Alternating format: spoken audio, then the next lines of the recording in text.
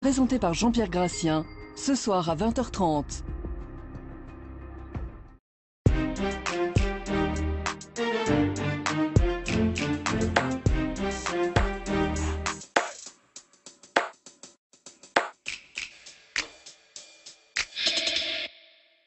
Bonsoir à tous, ravi de vous retrouver dans Ça vous regarde, 1 heure pour plonger ensemble au cœur de l'actu politique et parlementaire. Avec au sommaire ce soir, le gouvernement en pleine crise politique. Après une première tentative de départ refusée par le chef de l'État hier soir, Gérard Collomb va finalement quitter le gouvernement. Emmanuel Macron attend les propositions du Premier ministre pour le remplacer place Beauvau. Et Ahmed Tazir n'a rien raté de ses rebondissements à l'Assemblée, ce sera dans Plus belle, la politique. Notre grand débat ce soir, quel avenir pour nos entreprises? Trop petites, trop timides, pas assez compétitives. La loi Pacte vise à doper la croissance des PME. Entreprises, pourquoi la France n'est pas l'Allemagne? Nous poserons la question à nos invités. Et puis c'est un catholique engagé, à gauche. Il soutient Emmanuel Macron, il a co-dirigé le témoignage chrétien. Et avec d'autres, il appelle les députés à créer une commission d'enquête sur la pédophilie dans l'Église. L'avocat Jean-Pierre Mignard sera notre invité à la fin de cette émission. Voilà pour le programme. N'hésitez pas à réagir avec le hashtag CVR. Avec moi sur ce plateau, bienvenue à vous, Roland Lescure. Bonsoir. Vous êtes le président de la Commission des affaires économiques, président La République en marche et rapporteur de cette loi Pacte dans l'hémicycle. Face à vous, Adrien Quatennens. Bonsoir et bienvenue, député La France Insoumise du Nord. Et à côté de vous, il y a Jean-François Ferrando, bienvenue à vous. Bonsoir. Vous présidez la Confédération nationale des très petites entreprises et les TPE, rappelons-le, c'est l'essentiel de notre tissu économique. Ça représente combien d'entreprises dans le pays? C'est 95% de 3,5 millions d'entreprises en France. Oui, donc c'est pratiquement toutes les entreprises du pays.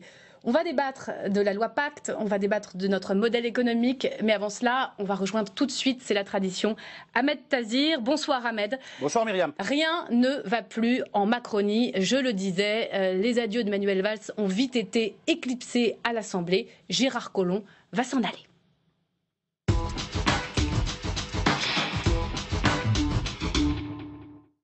Dans la famille, je vais partir, je demande Gérard Collomb, le baron lyonnais, grognard puis grognon de la Macronie. 24 heures après que le président Macron a refusé une première fois sa démission, il maintient sa proposition de partir du ministère de l'Intérieur pour se consacrer au municipal à Lyon. Il l'a dit dans une interview au Figaro, il faut une clarté vis-à-vis de nos concitoyens, une clarté vis-à-vis des Lyonnais. Donc je maintiens ma proposition de démission. L'ambiance, elle, était tendue à l'Assemblée. L'opposition n'en démordait pas. Collomb ne pouvait pas continuer à l'intérieur. C'est un gros cafouillage là, c'est gros cafouillage. Et puis surtout c'est inédit. Jamais un ministre de l'Intérieur, pendant que le Premier ministre est au banc à l'Assemblée nationale, a dit ma proposition de démission est toujours sur la table. Nous, le groupe socialiste et apparenté, nous avons posé cette question-là aujourd'hui même. Le Premier ministre a dit les institutions fonctionnent, preuve que quand on a un ministre de l'Intérieur à mi-temps, à tiers-temps ou à je ne sais quoi, les institutions ne fonctionnent pas comme elles le devraient. Nous voulons un ministre de l'Intérieur à temps plein.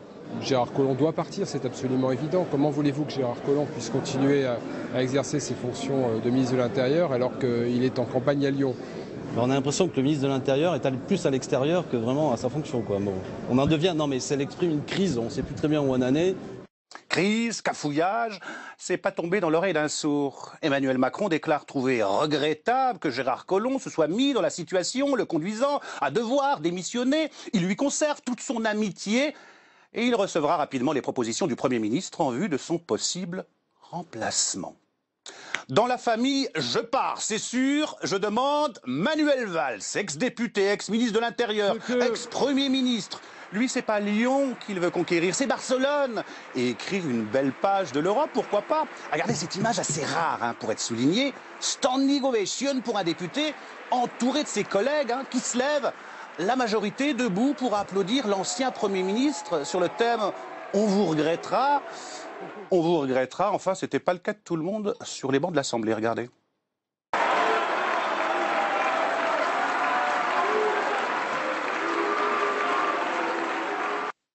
Ah, la France insoumise, elle est insoumise, c'est à cela qu'on la reconnaît. Reconnaissance, justement, c'est le mot du jour, reconnaissance de votre part, vous, Manuel Valls. Oui, que le Barcelonais, que le Français, que le républicain et que l'européen est reconnaissant aux Français et qu'il ne vous oubliera jamais, jamais. Merci. Reconnaissance, reconnaissance aussi de la part de votre successeur à Matignon. Vous avez, à des moments où la France était menacée, eu des mots qui étaient justes et exprimé une position qui était solide. De cela, je veux le dire, monsieur le député, la France vous sera toujours reconnaissante. On vous a connu, Manuel Valls, souvent énervé, déterminé, voire électrique. Aujourd'hui, c'était un autre homme. Regardez ces images. Les yeux embués. Mais vous pleurez, Seigneur, ça je l'aurais jamais cru. Allez, notre hommage, un clin d'œil pour terminer. Dans la famille, je suis parti pour de bon. Là-haut, tout là-haut. Je demande Charles Aznavour. Le dessin de Marc Large dans Sud-Ouest. Hier encore, j'avais 20 ans, je caressais le temps. Visiblement, vous y avez tous cru. Bon voyage, Charles. Merci beaucoup, merci Ahmed, avec ce talent que vous avez de nous faire vivre la politique à l'Assemblée. Roland Lescure, on l'entend, Ahmed en plaisante avec son talent, mais quand même quelle pagaille, mais quel désordre, cette image que vous donnez aujourd'hui d'un gouvernement quand même très affaibli. Gérard Collomb va être remplacé, un nouveau remaniement, après le départ de Nicolas Hulot, de Laura Flessel, ça commence à faire beaucoup, non? Alors, d'abord 2 mots sur la situation, si on prend un peu de recul, on a un ministre qui souhaite candidater à la mairie, qui l'annonce au président. Le président lui dit « reste un peu », lui dit finalement « je veux partir », le président dit « ok, on va te remplacer ». Ça, c'est la vraie histoire. La vérité, c'est qu'aujourd'hui, avec les médias, avec l'instantanéité des réseaux sociaux, cette histoire se transforme en cafouillage. Mais ces histoires-là, elles ont toujours eu lieu. C'est Gérard Collomb, tout de même, lui-même, qui dit au président, par voie de presse, qu'il veut démissionner. Ça, c'est inédit. J'ai l'impression qu'il avait déjà eu cette conversation avec le président et qu'il a souhaité peut-être le réitérer par voie de presse. Mais je pense que la conversation, elle avait eu lieu et sans doute plus d'une fois entre lui et le président. Je ne suis pas dans les conversations, mais je pense qu'elle avait eu lieu. Mais comment le député que vous êtes regarde cette rentrée et ça participe pas tout de même à consolider l'action gouvernementale? C'est pas la rentrée la plus simple qu'on ait eue et pourtant on n'en a eu que 2. Donc j'espère que la 3e sera un peu plus simple. Mais au fond, il ne faut pas oublier quand même que pendant les cafouillages que vous mentionnez, l'Assemblée travaille. On a voté aujourd'hui la loi Egalim, qui pour moi est une bonne loi, on ne sera peut-être pas tous d'accord là-dessus. Et on travaille, dès que j'ai terminé cette émission, je retourne dans l'hémicycle pour travailler la loi Pacte. Le président ne semble pas véritablement isolé aujourd'hui.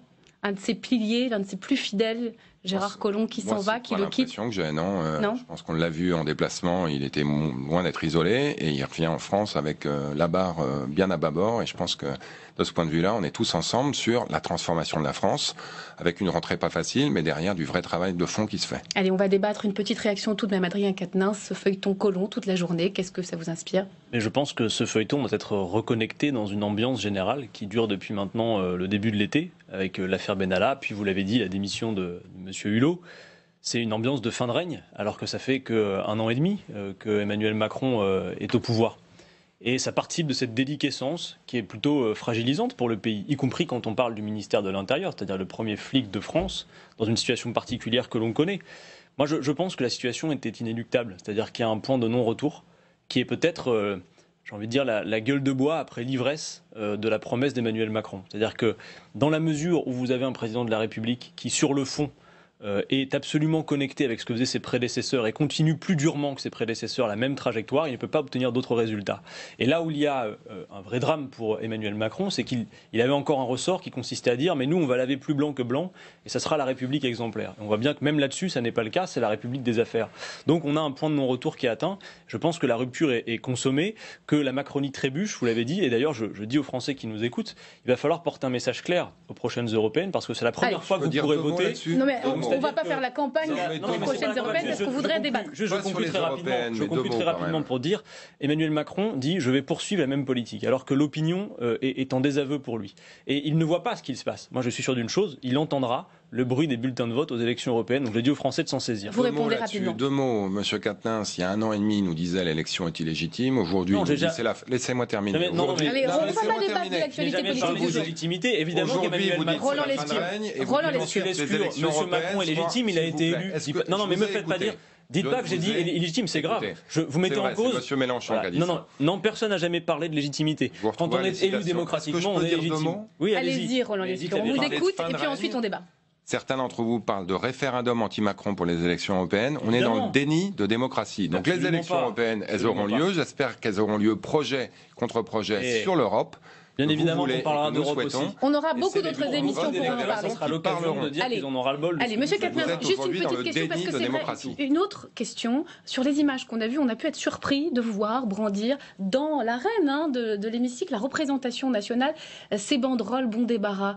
C'était le lieu pour le faire? Mais évidemment que c'était le lieu. Je parle de Manuel Valls. Vous savez, quand on parle dans l'hémicycle, on ne s'adresse pas uniquement à l'hémicycle, on s'adresse au pays. Et moi, je l'ai dit tout à l'heure à mon collègue. Le jour de son départ. Attendez, quand même. Quel est le problème avec Manuel Valls? Cela fait plus d'1 an et demi qu'il est un député fantoche à l'Assemblée. Allez voir sur nosdéputés.fr, regardez un peu cette personne qui est indemnisée et qui participe dans son comportement du désaveu qu'il y a entre le politique et le citoyen aujourd'hui. Ce qui est indigne, c'est pas le fait d'avoir eu ces banderoles bon débarras, c'est au contraire de voir la Macronie, qui est censée être le nouveau monde, applaudir un personnage comme Manuel Valls, qui a, quoi qu'il ait fait par ailleurs, fait grand mal à notre démocratie. Allez, on va commencer le débat, Roland Lescure, sinon vous n'aurez pas le temps de défendre la loi Pacte. Que Manuel Valls, moi je pense qu'il a été applaudi essentiellement parce qu'il commet aujourd'hui un acte courageux. Franchement, quitter une situation que j'ai, pour se lancer dans une bataille électorale à 5000 ou à 2000 km de là, je pense que c'est une certaine forme de courage, et de ce point de vue-là, c'est pour ça qu'on... Et on l'a vu sur les images, une très large majorité des députés se sont levés pour le saluer. On en vient donc à la loi Pacte, avec cette question sur les entreprises. Pourquoi la France n'est pas l'Allemagne, riche de grosses PME florissantes? On va y répondre. Mais d'abord, quelles sont les mesures dans cette loi, dans cette réforme, qui pourraient permettre à nos PME de croître? Les essentiels, ils sont signés Marie Labatte.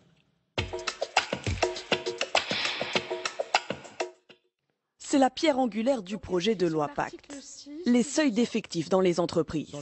En tout, il existe 199 obligations liées à ces seuils en France, trop complexes selon le gouvernement, qui souhaite avec l'article 6 ne conserver que 3 niveaux, 11, 50 et 250 salariés. Bruno Le Maire s'est alors heurté à l'opposition qui souhaitait relever le seuil intermédiaire. Vous êtes une entreprise de bâtiments et de travaux publics, vous avez 47 salariés. On vous commande un collège, une école, une crèche. Nous disons à ces entrepreneurs, vous avez 5 ans. Si c'est uniquement pour la durée de votre commande que vous embauchez 3, 4, 5 personnes supplémentaires, franchissez le seuil de 5 ans. Vous ne serez pas soumis aux obligations de ce seuil. Donc c'est une liberté qui leur est donnée, qui est considérable. Le gouvernement espère ainsi générer une économie pour les entreprises de près de 500 millions d'euros. Autre mesure adoptée la semaine dernière, l'assouplissement de l'épargne retraite. L'idée, la rendre plus attirante pour les salariés qui lui préfèrent souvent l'assurance vie. L'épargnant pourra désormais se voir verser l'argent en une fois et non plus sous forme de rente comme auparavant. Les députés ont aussi voté le renforcement du rôle de l'assurance vie dans le but de mieux financer l'économie. Roland Lescure, avant d'en venir aux détails des mesures, épargne salariale, participation, intéressement, la question des seuils, on parle d'une loi fourre-tout. Il y a quand même une philosophie, j'imagine, générale de cette loi Pacte. Quelle est-elle? Est-ce qu'il s'agit, au fond, de doper la croissance de toutes les entreprises, quelle que soit leur taille dans le pays? C'est plus que ça. Oui. Pour partager les fruits de la croissance, il faut qu'il y ait de la croissance. Et derrière Pacte, il y a une philosophie qui vise à libérer et à rendre les entreprises plus prospères, mais aussi les responsabiliser et faire en sorte qu'elles protègent davantage les salariés. Donc il y a vraiment un quadrilatère, liberté, protection, responsabilisation et véritablement créer en France les conditions d'une croissance qui profite à tous. Parce qu'effectivement, on a aujourd'hui un capitalisme dont il faut reconnaître qu'il va un peu dans le mur. On a des richesses qui ont été créées dans le monde comme jamais auparavant, mais avec des inégalités de revenus et des enjeux d'environnement qui sont totalement insoutenables. Adrien Quatennens, libérer, protéger, responsabiliser. Vous le voyez, ce fil rouge dans ce texte? Non, clairement pas, mais je vais vous dire, en gros, et il faut qu'on soit clair, je pense, M. Lescure et moi, sur ce qui nous sépare. C'est-à-dire qu'en gros, la philosophie de cette loi, c'est de penser que notre économie serait paralysée par des règles trop contraignantes, qu'il s'agirait de lever pour fluidifier l'économie. Je ne pense pas me tromper, c'est à peu près la philosophie. C'est pas juste C'est-à-dire, en gros, on pense que c'est par le bout microéconomique de changement de quelques règles qu'on va relancer l'activité. Moi, je pose un autre diagnostic. Je suis en désaccord avec ce diagnostic. Je pense que le problème est bien plus général que cela. C'est le niveau de l'activité dans notre pays. C'est-à-dire que l'hyperfinanciarisation de notre économie et les taux de rendement qu'exige la finance sur notre économie sont en train de ruiner notre activité. C'est bien le problème. Les carnets de commandes se vident et l'activité de nos entreprises n'est donc pas à la hauteur. Et quand on refuse l'investissement public de manière conséquente, quand on refuse d'augmenter véritablement le pouvoir d'achat et donc d'affaiblir la consommation populaire, eh bien on empêche cette relance de l'activité. Relance de l'activité qui, par ailleurs, et ce serait notre souhait, se ferait sur d'autres bases qu'une base qui consiste à dire produisez ce que vous voulez, n'importe comment, on ne s'en soucie pas, du moment que ça coûte pas cer et que vous puissiez le vendre. Est-ce que vous êtes d'accord avec l'idée simple que l'emploi est créé par les entreprises? Quand on dit que cette loi devrait faire que l'entreprise soit dans les enjeux du XXIe siècle, je me pose la question, pourquoi on ne fait pas la planification écologique? C'est quand même l'enjeu du XXIe siècle. Et M. Hulot nous l'a rappelé. Donc si vous voulez, on a là un agrégat de petites mesurettes qui font d'ailleurs qu'on a du mal à saisir la cohérence globale. Mais pour moi, c'est à côté des enjeux. On ne résoudra pas le problème par des petites modifications de règles qui, par ailleurs, je le précise, on parlera après du détail, mais constituent aussi un certain nombre de reculs sociaux. Parce que quand on dit que les seuils, on a le temps. Clairement, des salariés vont subir une fois de plus. On va y venir au seuil. Monsieur Ferrando, Jean-François Ferrando, on va regarder simplement la taille des entreprises en France. On a un petit panneau pour ça. Il y a des millions de toutes petites entreprises que vous défendez ce soir. Il y a un peu plus de 100 000 PME et très peu de taille intermédiaire, environ 5 000. Est-ce que vous considérez que dans ce texte pacte, de façon assez générale, eh bien, il s'adresse directement à vous, aux très petites entreprises? Alors, en l'occurrence, clairement, non. Aujourd'hui, le projet pacte tel qu'il est présenté, d'ailleurs même les documents officiels qui sont sur le site des ministères orientent très clairement cette loi à destination des grosses PME qui sont susceptibles de devenir des ETI et elles-mêmes devenir à terme des grandes entreprises. ETI, entreprise de taille intermédiaire, 500 salariés. C'est ça, voilà. Donc aujourd'hui, alors j'ai entendu qu'on avait parlé du système des seuils, mais ça va être un vrai sujet pour nous également. On va en parler tout de suite. Mais très clairement, aujourd'hui, on n'est vraiment pas dans cette loi. Pour nous, la loi PACTE, c'est une loi qui fait fi de la très petite entreprise. Alors, et aujourd'hui, la très petite entreprise, c'est quand même 95% des entreprises de France, c'est 40 à 45% de l'emploi en France, parce que tout concentré uniquement sur des ETI, genre 250 entreprises grands comptes et 5000 ETI qui représentent 23 à 24% des entreprises. On a compris l'argument. Roland Lescure, vous êtes le rapporteur de cette loi. Qu'est-ce que vous répondez à cette critique de taille tout de même? Il y a deux critiques. Là. La première, c'est qu'il faut faire la planification écologique. Nous, on considère qu'il faut faire la transition écologique. Le rôle de l'État, pour nous, c'est pas de centraliser, de planifier, de verrouiller. C'est effectivement de libérer, d'inciter, d'avoir une logique de protection dans certains secteurs qui en ont besoin. Et pour le reste, de laisser effectivement les acteurs plus responsables. Là où vous avez raison, c'est qu'on a un vrai défi aujourd'hui, qui est qu'on a énormément de petites entreprises ou de très petites entreprises, c'est tant mieux. Mais si vous aviez fait le même tableau en Allemagne que vous nous avez fait là, vous auriez vu qu'en France, on s'arrête à 49. C'est très compliqué d'aller au-delà de 49. Alors, expliquez pour ceux qui nous regardent pourquoi passer au seuil de 50, c'est très compliqué et qu'au fond, les entrepreneurs, les patrons sont parfois un peu tétanisés. Ils sont un peu tétanisés parce qu'il y a des enjeux psychologiques qu'il faut pas nier, mais il y a aussi des vraies contraintes liées au passage du seuil à 50 qu'on ne supprime pas en passant. On n'enlève aucune protection sociale aux salariés dans cette loi. Ce qu'on dit dans cette loi, c'est que pour le seuil de 11, pour le seuil de 50, pour le seuil de 250, on va donner 5 ans aux entreprises pour s'adapter, pour passer ces seuils. Et ça, moi, je pense que ça donne de la visibilité aux entreprises. Bruno Le Maire le disait tout à l'heure. Une entreprise qui a un carnet de commandes qui se remplit, il y en a, monsieur Quatennens, en France, elle a 5 ans pour s'adapter. Et si le contrat lui donne que 2 ou 3 ans, elle revient sous le seuil. Elle n'a pas eu à s'ajouter des contrats. Adrien Quatennens, 5 ans pour s'adapter au passage des seuils, c'est-à-dire à toutes les nouvelles obligations sociales, fiscales qui pèsent sur les employeurs. Au fond, il n'y a qu'un seuil, si je ne dis pas de bêtises, qui est supprimé dans cette loi, c'est le seuil de 20 salariés. Est-ce que, au fond, ça devrait vous rassurer? Non mais entendez s'il vous plaît que souvent l'argumentaire du gouvernement dans cette loi c'est que la règle par principe, l'obligation par principe serait mauvaise. Mais moi je dis attention, je ne dis pas que toutes les règles soient absolument nécessaires et utiles, mais il y a un certain nombre de règles qui le sont, et notamment certains seuils. Mais globalement, cette idée des seuils, ça veut dire qu'en gros on pense qu'une entreprise aujourd'hui qui aurait des carnets de commandes remplis, dans un contexte économique qui ne serait pas celui qu'on connaît, renoncerait à grandir parce qu'elle devrait quoi? Fournir un règlement intérieur pour ses salariés? Fournir un local déjeuner? Je dis que ça n'est pas sérieux. C'est prendre le problème par le petit bout de la lorgnette. Voilà ce que je dis. C'est-à-dire que Aujourd'hui, le fond du problème, c'est la relance de notre activité, c'est l'investissement public, c'est le partage des richesses pour la relance du pouvoir d'achat. On va se tourner vers le chef d'entreprise. C'est absolument nécessaire. C'est-à-dire que je crois, y compris, que beaucoup de chefs d'entreprise auraient plus intérêt aujourd'hui pour leur activité, même s'ils raisonnent activité, à regarder du côté de nos propositions qui sont amples comme une respiration, plutôt que vers le projet rabougri de on change. Déjà, on va partir de cette réforme, mais je vous demanderai vos contre-propositions. Monsieur Ferrando, Jean-François Ferrando, pour les très petites entreprises, est-ce qu'il y a un effet psychologique de contrainte de ces seuils? Alors, je voulais déjà rebondir sur la notion environnementale, parce que pour nous, les très petites entreprises, cette contrainte, finalement, quand vous avez, faut quand même savoir que 85% des TPE ont moins de 5 salariés. Donc, on n'est pas des structures qui sont susceptibles de créer des dégâts écologiques ou des dégâts environnementaux, comme on peut peut-être l'entendre là.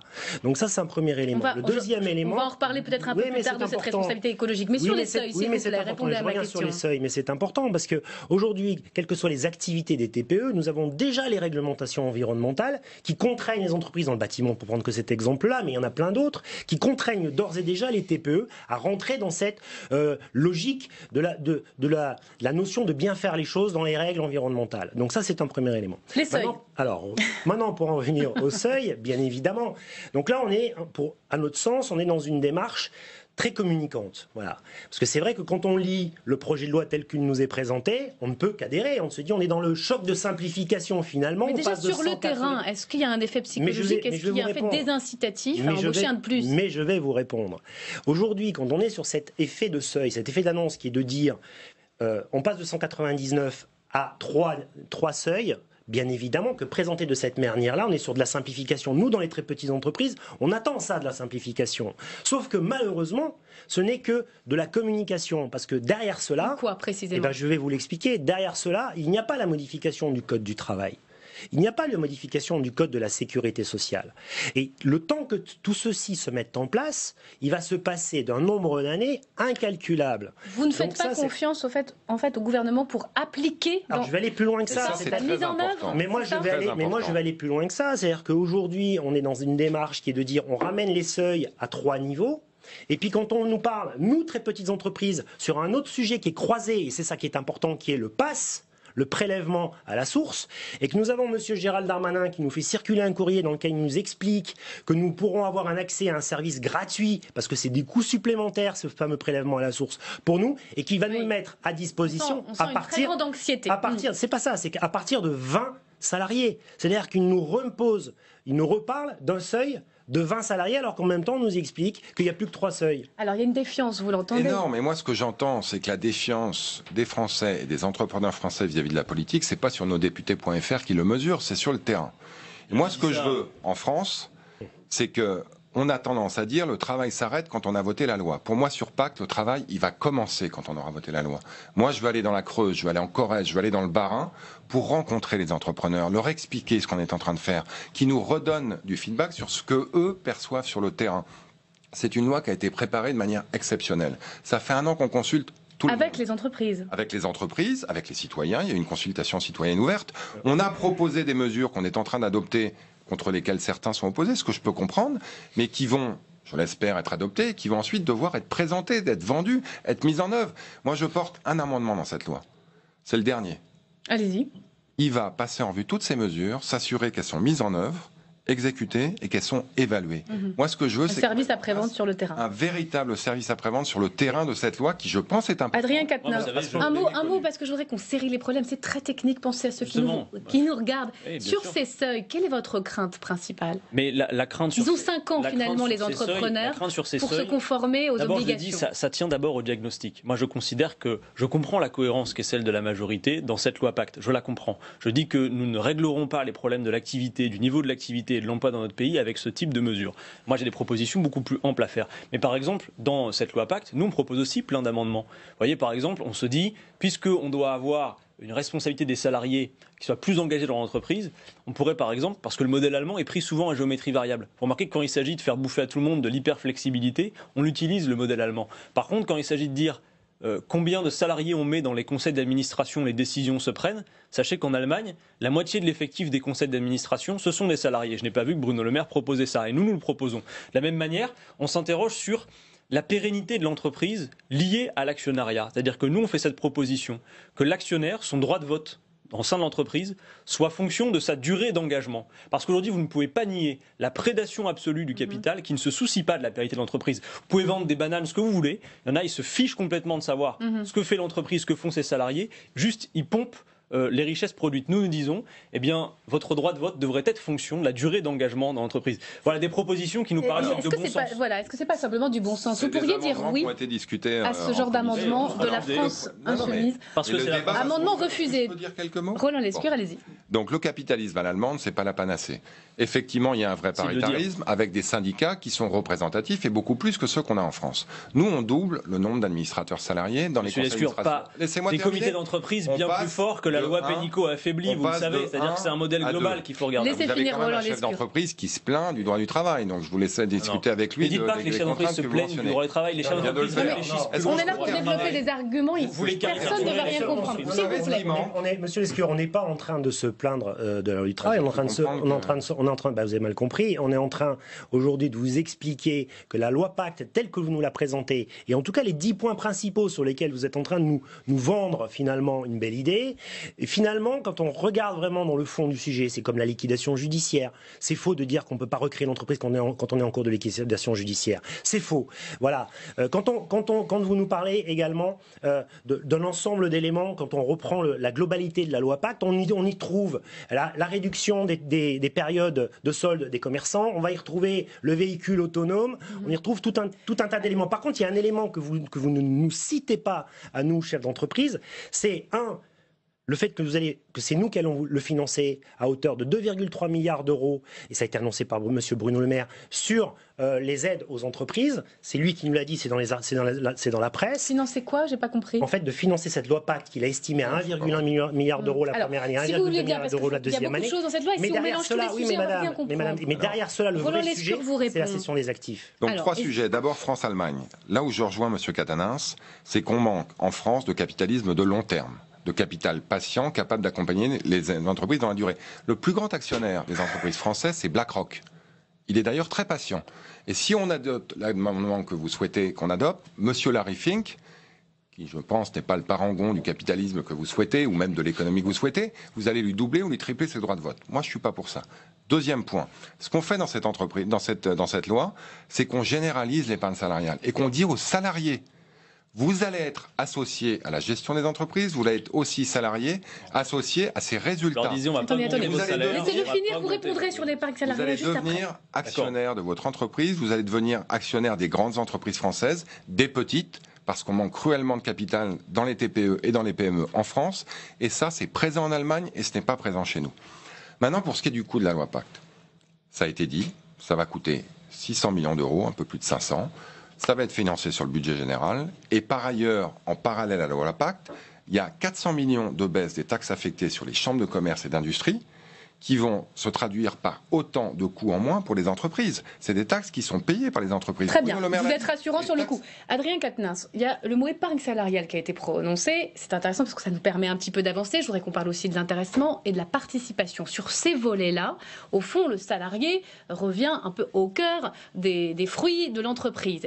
Qu'est-ce qui ne vous va pas avec ces mesures?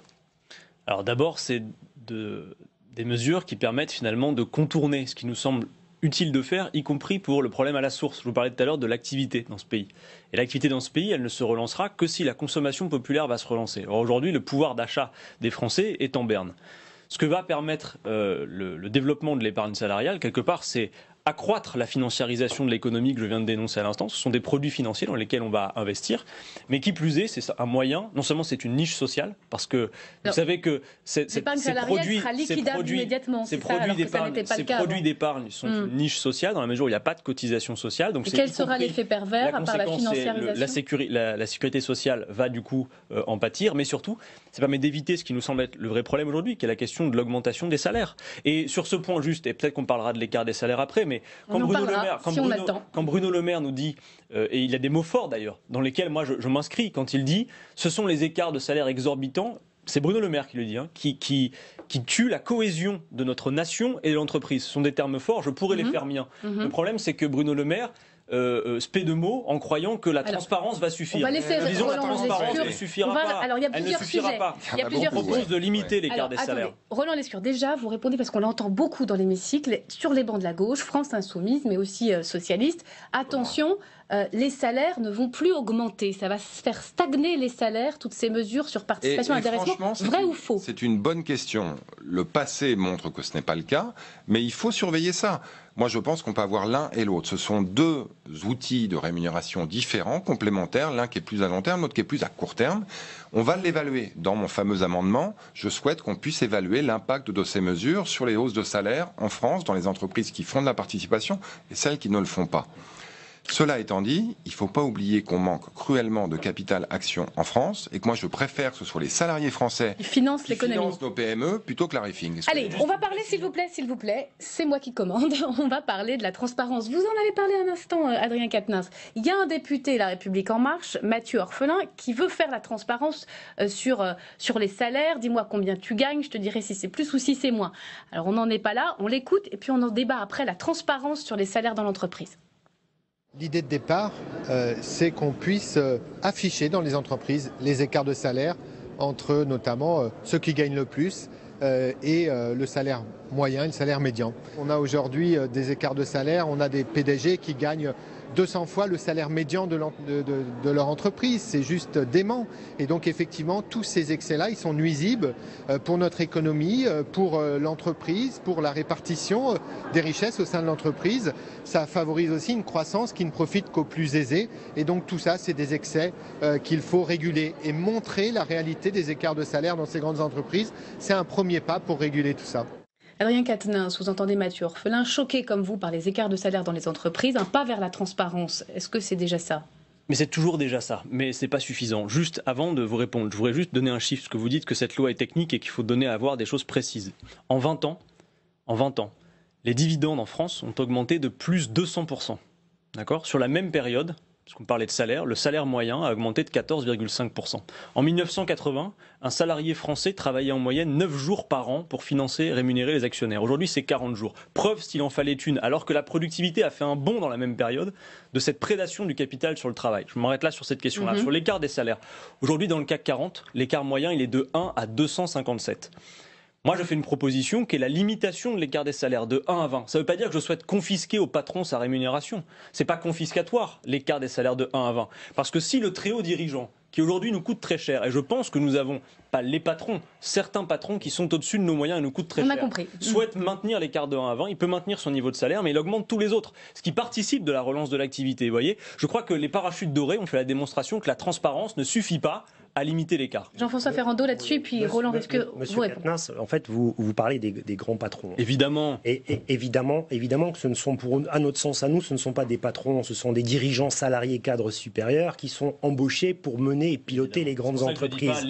Les patrons, c'est nous. Les patrons, c'est nous. C'est nous, les très petites entreprises, qui mettons l'argent dans nos sociétés, qui les faisons grandir, qui allons en faire notre première embauche avec toutes les difficultés et les risques que cela comporte, et j'en suis très heureux, mais tous les risques que cela comporte.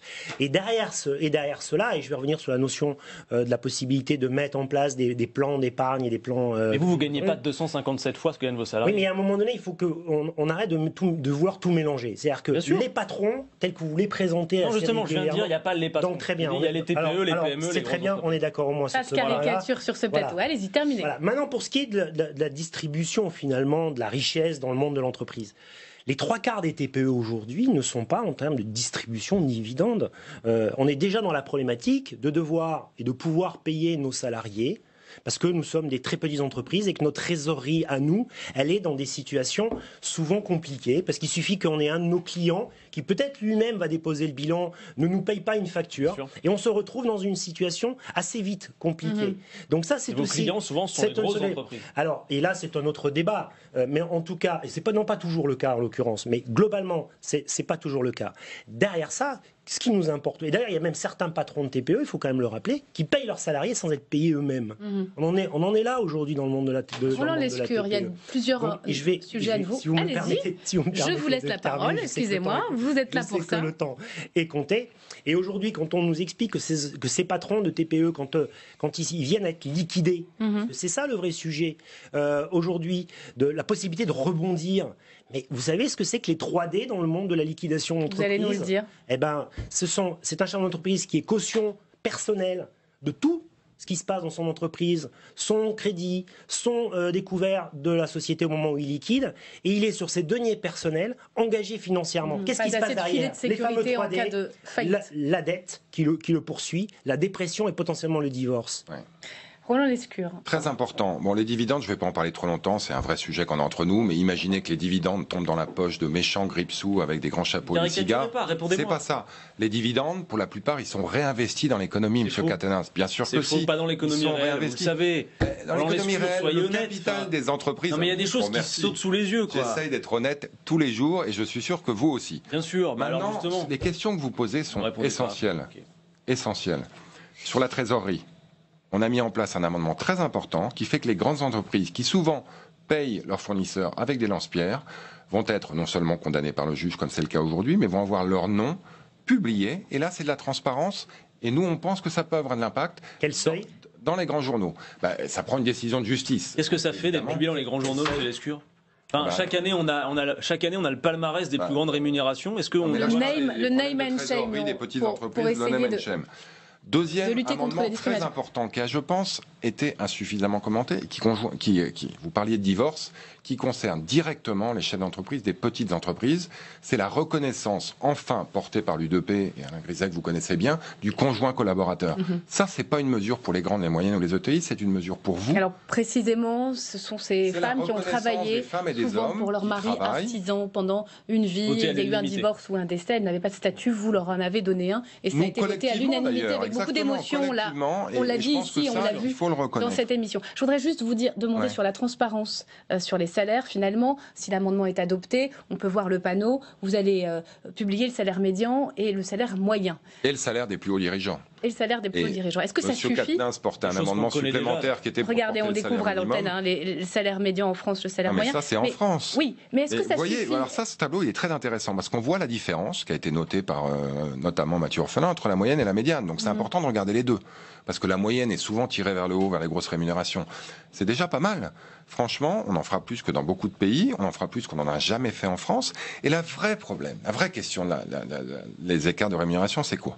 C'est est-ce que quelques hauts dirigeants sont rémunérés de manière extrêmement favorable par rapport à la majeure partie des salariés. Ça, c'est la définition statistique de la médiane. Et ça, je suis d'accord avec vous. Voilà, je suis d'accord avec vous. Pour une fois, vous êtes d'accord. On va rester là sur ce sujet-là. Et c'est pas juste le fait d'avoir un titre ou un fauteuil qui doit vous rémunérer. Et ça, je vous rejoins. On vous a entendu. Totalement. Il nous reste malheureusement quelques minutes pour évoquer un sujet que vous avez commencé à évoquer. Je veux parler de la responsabilité environnementale et sociale, nouvelle responsabilité pour l'entreprise, pour le chef d'entreprise, puisque le Code civil va être réécrit. On est allé dans une menuiserie du Maine-et-Loire. Regardez ce reportage d'Osman Vanderwey et Sophia Dolé. Alexis Keller a repris cette entreprise de menuiserie il y a 16 ans. Rapidement, la société s'agrandit, elle passe de 20 salariés à 40, mais l'entrepreneur stoppe son expansion en raison du seuil de 50 salariés. Je n'ai à aucun moment souhaité passer ce seuil-là. Pourquoi? Pour diverses raisons. La création, la mise en place d'un CHSCT, donc beaucoup plus de contraintes dans le fonctionnement de l'entreprise. Une idée, je dis bien une idée, c'est-à-dire que pour moi c'était vraiment une barrière psychologique. Avec la loi Pacte, les chefs d'entreprise auront aujourd'hui 5 années consécutives avant de se conformer à toutes ces contraintes. Un aménagement qui permet à Alexis Keller de voir plus grand. On va développer sur la menuiserie extérieure. On va développer sur la fabrication de moules et de coffrage bois. On est capable, je pense, effectivement, de prévoir à moyen terme 10 à 15 postes nouveaux, oui. Mais il y a un point sur lequel il n'a pas attendu la loi Pacte, la responsabilité sociétale et environnementale de l'entreprise. Avec ses collaborateurs, depuis 1 an, il aide à titre gracieux une association. Objectif, créer un piège à frelons asiatiques. C'est profitable aux enfants comme aux gens de métier, comme aux entreprises. Et je pense que les élus ont commencé à comprendre le pourquoi de ces liens qui peuvent se créer, des liens sociaux. Créer du lien social, c'est l'un des axes de la loi Pacte. D'un côté, les 29 jeunes de la structure ont pu se professionnaliser au contact des salariés. Les collaborateurs, eux, ont pu donner du sens à leur métier grâce à ce projet. On en est très fiers. Je pense que c'est tout un travail d'équipe. Dire je, j'ai du mal à dire je. C'est nous tous ensemble, de la base du produit jusqu'à la finalité. D'autres projets sont à venir entre l'association et l'entreprise. Quant au piège à frelons asiatiques, il pourrait être prochainement commercialisé. Roland Lescure, changement culturel dans l'entreprise, donner du sens, mais en quoi le législateur peut jouer là-dessus? On a l'impression qu'on est dans l'incantation. Non, on n'est pas dans l'incantation. On est en train de protéger des entreprises qui sont déjà en train de changer de monde et on veut les accompagner et on veut inciter d'autres à en faire. On n'obligera personne, mais je pense qu'en créant un cadre juridique, on va protéger ceux qui souhaitent le faire et ceux qui souhaitent rejoindre le mouvement. Adrien Quatennens, changement culturel ou changement cosmétique, cette responsabilité nouvelle? Je pense, malheureusement, et je le regrette, qu'on est dans le cosmétique. C'est-à-dire que je pense que l'urgence écologique, le défi climatique, ne permet pas d'attendre que les petits ruisseaux fassent de grandes rivières. Et c'est pourquoi quand je parle de planification, c'est un mot qui fait peur, mais en fait tout le monde planifie. Une entreprise qui fait du benchmarking à 3 mois, elle planifie.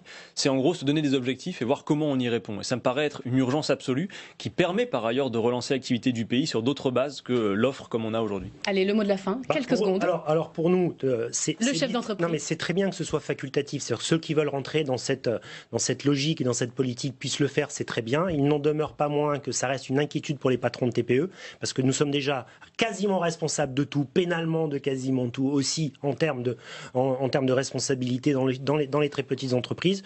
Nous obliger à prêter le flanc à des procédures lambda qui pourraient être mises contre nous. Pas convaincu. Voilà, on est d'accord. Merci à tous les trois d'être venus nous décrypter cette loi Pacte, ô combien technique, mais si concernante pour les entreprises en France. Dans un instant, notre invité Jean-Pierre Mignard nous parlera de cette commission d'enquête sur les abus sexuels dans l'Église catholique qu'il appelle de ses voeux. Mais d'abord, à vos antisèches. Comme tous les mardis, la session ordinaire reprend aujourd'hui à l'Assemblée, l'occasion de se poser la question du calendrier parlementaire. Regardez.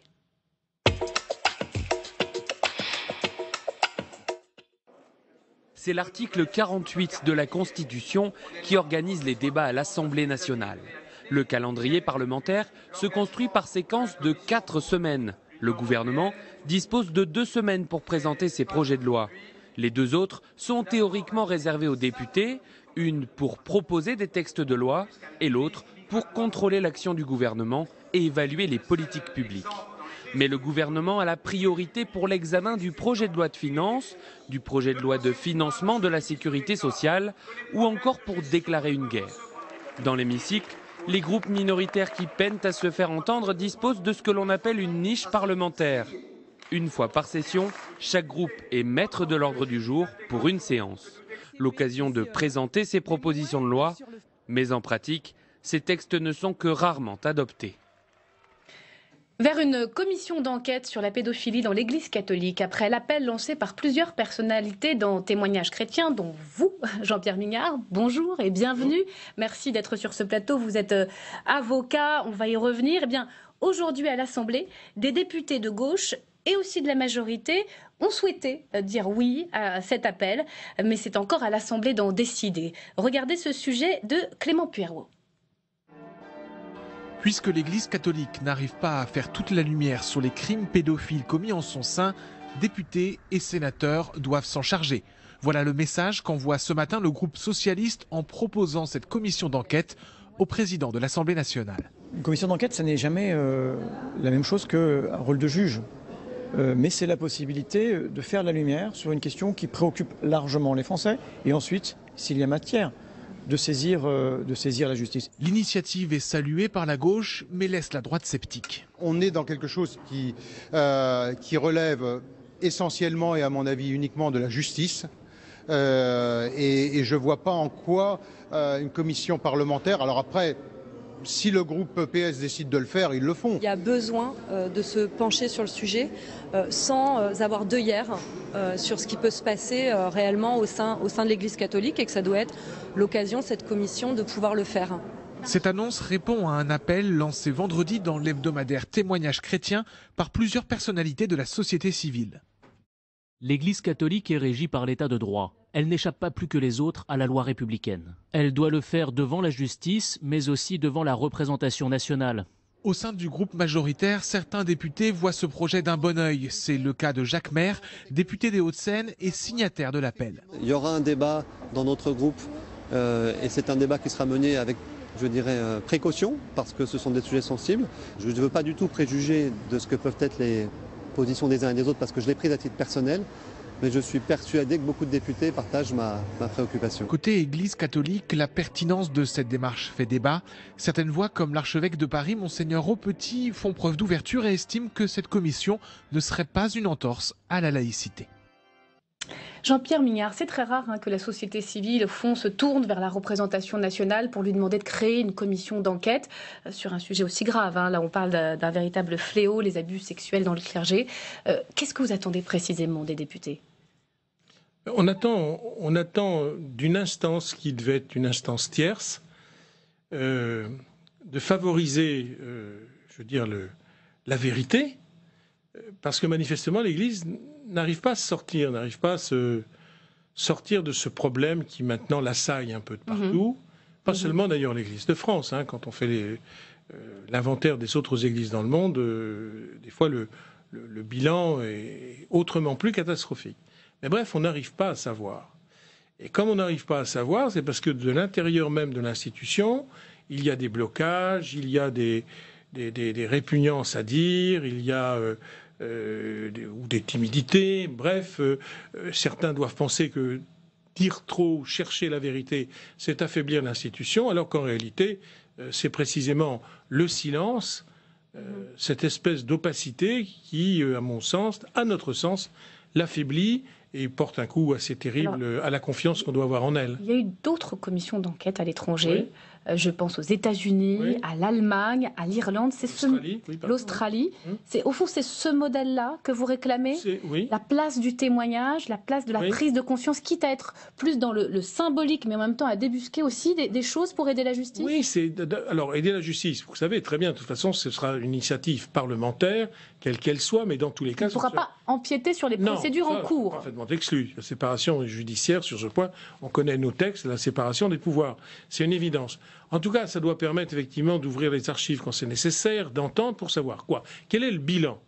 Quel est le bilan en termes d'agression recensée, de gravité d'agression, et quelle réponse leur a été donnée ? Il y a des réponses judiciaires en cours. Quelles réponses ont été données par l'institution elle-même pour, d'une part, sanctionner ceux qui en étaient les auteurs, puis prévenir le renouvellement des infractions. On est bien là. Troisièmement, l'idée est quand même de connaître exactement l'ampleur. Moi, j'ai grandi à la fois à l'école publique, mais dans le catholicisme. Colonie de vacances, catéchèse, cœur vaillant. J'ai jamais fait l'objet de la moindre agression. Mes copains non plus. Donc, c'est pour dire aussi qu'il ne faut pas non plus croire que c'est massif. Mais c'est suffisamment significatif et grave pour qu'on sache, parce que ne rien savoir, ne rien dire, ne pas réagir, c'est sur toute l'institution, c'est sur l'ensemble des... Vous parliez des archives à l'instant. Est-ce que cette commission d'enquête pourrait, au fond, obliger ou permettre au diocèse à ouvrir la boîte de Pandore, si j'ose dire, ou en tout cas ouvrir ses archives et regarder en arrière? Oui, mais elle en a bien sûr la possibilité. Ça me semble quand même essentiel de savoir comment l'Église s'est débattue et a résolu, ou pas du tout résolu, cette question. C'est essentiel. Alors pourquoi l'Église catholique? C'est pas parce que d'ailleurs, pour beaucoup, nous sommes des catholiques, et puis même des catholiques engagés. Je veux dire, Témoignage chrétien est un journal qui est... De gauche. Oui, mais enfin... Engagé. Oui, mais enfin, c'était comme la gloire de l'Église catholique, parce que l'engagement dans la résistance du catholicisme français, c'est Témoignage chrétien. Et puis beaucoup d'autres événements de cette nature qui ont fait un journal glorieux. Maintenant, la question, elle est aussi de restaurer aussi une certaine fierté des catholiques vis-à-vis de leur institution, que celle-ci soit la plus transparente possible. Je vous signale d'ailleurs que c'est l'appel du pape. Le pape demande... Alors justement, comment vous l'interprétez? La position du Vatican est très claire. Oui, la position est très claire. Il y a une volonté que dans chaque pays... Il demande surtout aux laïcs... la lumière. Il demande aux laïcs de prendre leurs responsabilités. Ça me semble majeur. C'est-à-dire que là où Benoît XVI, qui était très engagé dans cette bataille, mais Benoît XVI s'appuyait essentiellement sur la hiérarchie, pour globalement ne pas avoir été entendu. Je pense que d'ailleurs, c'était un aspect important de sa démoralisation. Vous étiez d'ailleurs au voyage au Vatican avec Emmanuel Macron. Oui, j'étais aussi des avant pour la canonisation des papes, j'étais aussi avec régulièrement au Vatican. Mais est-ce que vous l'avez senti vraiment sur ce sujet très attentif? C'est ces déclarations publiques. C'est ces déclarations publiques qui marquent quoi? Le fait qu'il considère que l'institution refoule cette question, qu'elle ne suit pas. Regardez ce qui s'est passé avec l'Église chilienne. Et donc, il demande, ça c'est très important, aux laïcs de faire le travail. Alors, vous dites les laïcs. Il y a quelques inquiétudes qu'on a vu poindre aujourd'hui. C'est le principe républicain de la laïcité. Il ne serait en rien remis en cause avec cette commission d'enquête? On n'a pas du tout remis en cause, parce que l'Église catholique est un partenaire de l'État. C'est une institution majeure dans la société française. Ce sont des grandes organisations caritatives, c'est un grand secteur scolaire, le clergé catholique est affectataire du culte, c'est-à-dire que les bâtiments qui sont des bâtiments propriétés de la République pour le culte, les legs sont effectivement défiscalisés. Bref, l'Église catholique est une structure, je dirais, est une structure de la société française et un partenaire de l'État.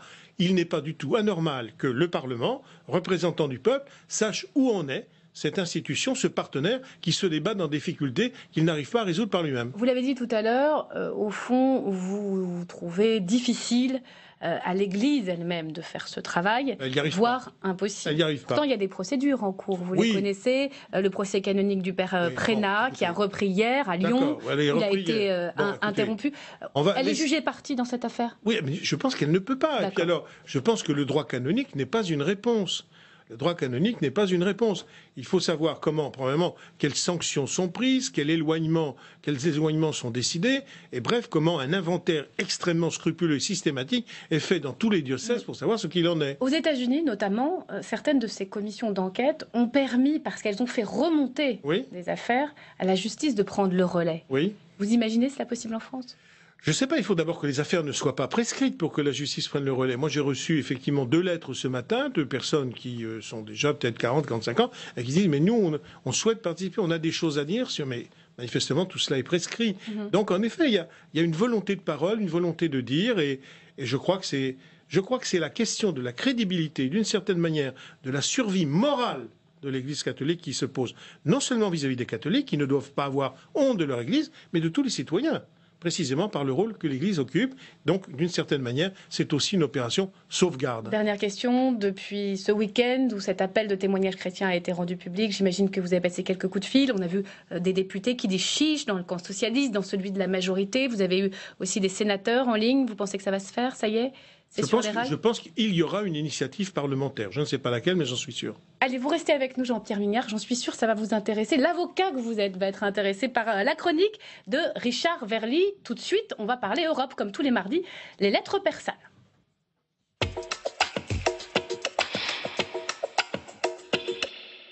Bonsoir Richard. Bonsoir. Et bienvenue à vous. Alors vous avez choisi cette semaine, dans cette chronique Europe, de nous parler d'un sujet méconnu, l'Europe des mafias, après le meurtre d'un homme. On va le voir à l'image. Il s'agit, vous le voyez, de Jan Kuciak, que l'on découvre à l'antenne, journaliste slovaque, assassiné en février dernier avec sa compagne.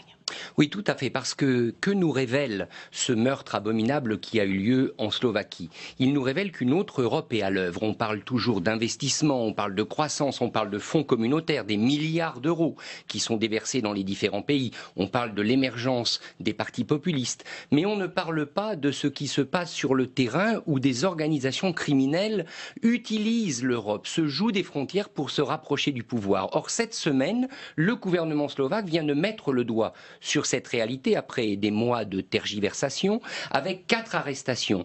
Un homme d'affaires véreux qui est aujourd'hui incarcéré, une traductrice en italien que l'on suppose proche de la mafia. L'Europe à nouveau. Un chauffeur qui était lié à l'extrême droite. Et donc on voit bien qu'autour de ce journaliste et des investigations qu'il menait, en quelque sorte, il révélait les dessous d'une Europe que trop souvent on ne veut pas voir et qui malheureusement se traduit quelquefois par ce genre d'action. Alors ça c'est pour la partie sombre du tableau, si j'ose dire. Il y a un autre versant de ce dossier, c'est au fond la résistance qui s'organise en Europe au niveau des journalistes et au niveau de la police. Absolument, et ça il faut le souligner. Il faut souligner que lorsque les mafias s'incrustent en Europe, elles provoquent des réactions. Et on l'a vu en Slovaquie, ce petit pays d'Europe centrale. Les plus importantes manifestations qui n'ont jamais eu lieu dans l'histoire récente du pays. Il y a également cette coordination policière qui s'est mise en place au niveau européen, qui a permis ces arrestations. Il y a une coordination journalistique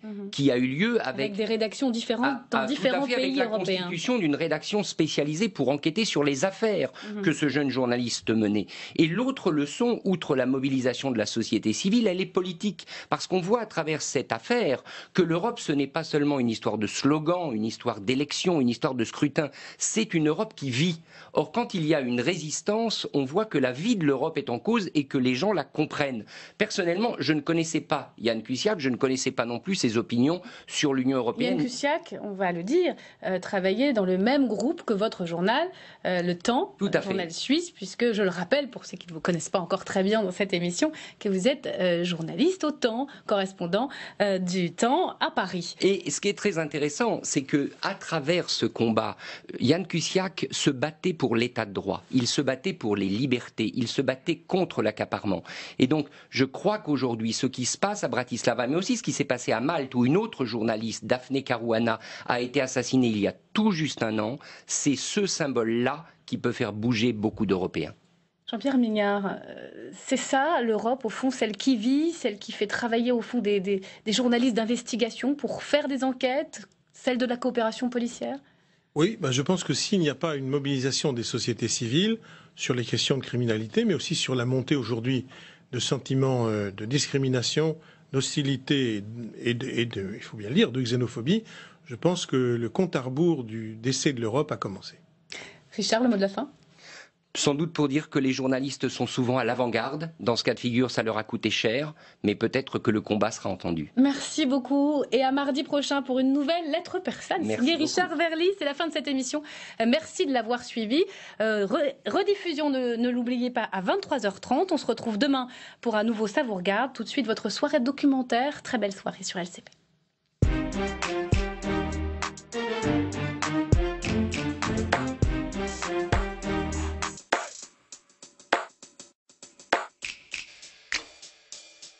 « 60e anniversaire de la Constitution. Programmation spéciale sur LCP. » Jeudi, à 19h30, Ça vous regarde. 1958-2018, quel avenir pour le texte fondateur de la Ve République? À 20h30, Droit de suite. Un documentaire et un débat pour tout savoir de l'histoire de notre Constitution. Et à minuit et demi, la Ve République vue d'ailleurs, ou comment les présidents ont porté la voix de la France à l'étranger. Rendez-vous jeudi sur LCP Assemblée nationale.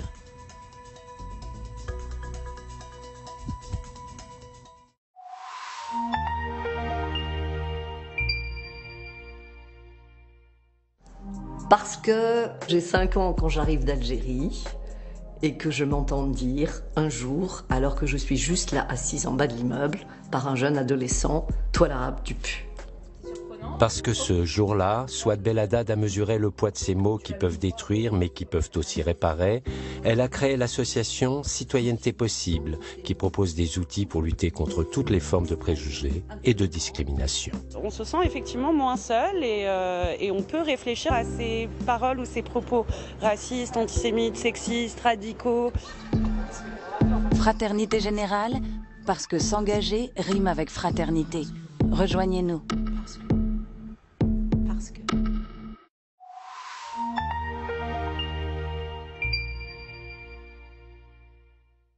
Mercredi 18 juillet 2018, en plein débat de la réforme constitutionnelle, l'affaire dite Benalla éclate. Vous avez comme président de l'Assemblée nationale la possibilité dès maintenant d'ouvrir cette commission d'enquête pour que lumière soit faite. Ne laissez pas cette affaire pourrir. Revenons sur 5 jours d'audition, de querelles et d'invectives de couloir avec le témoignage des principaux acteurs. LCP Le Mag, samedi à